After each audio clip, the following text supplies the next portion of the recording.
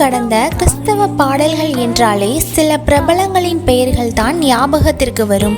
அத்தகையோரின் வரிசையில் இல்லாத ஆனால் அநேகருடைய உள்ளத்தில் கிறிஸ்தவ ராஜ்யத்தை தனது பாடல்களின் வழியாக கடத்தியவர் தான் சகோதரர் மார்காஸ் அற்புதராஜ் அவர்கள்.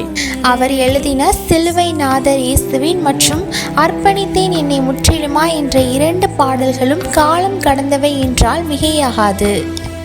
ஒரு வானொலி நிகழ்ச்சிக்காக 1978ஆம் ஆண்டு கிறிஸ்தவ கலை தொடர்பு நிலையத்திலே முதலாவது பதிவு செய்யப்பட்டதுதான் சிலுவை நாதர் இயேசுவின் என்ற இந்த பாடல். சிலுவையில் இயேசு ஆணிகளால் கடாவப்பட்டிருக்க ஒரு முரடன் அவரை தன் முரட்டு கைகளால் அந்த சிலுவையை அதிகமாக அசைப்பதை கண்டாராம். இதனால் இயேசு அதிகமாக கஷ்டப்படுவதை கண்டு இந்த தரிசனத்தை கண்ட சகோதரர் அற்புதராஜ் அதிகமாக துடித்து போனாராம்.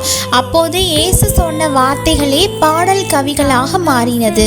FMBPக்காக ஒரு இடைவெளிக்கு பின்னர் அரைக்குவல் வானொலி நிகழ்ச்சியை தயார் செய்த போதுதான் அர்ப்பணித்தேன் என்ற இந்த பாடல் முதலாவதாக ஒளி சுருளிலே பதிவு செய்யப்பட்டது. இந்த பாடலை தூத்துக்குடி கத்தோலிக்க ஒளிப்பதிவு நிலையத்தில் 1980ஆம் ஆண்டு ஒளிப்பதிவு செய்யும் போது தமிழகத்தில் இருந்து அருட்பணியாளர்கள் இந்தியா முழுவதும் செல்ல வேண்டும் என்ற ஆவலுடன் தான் இந்த பாடல் எழுதப்பட்டது.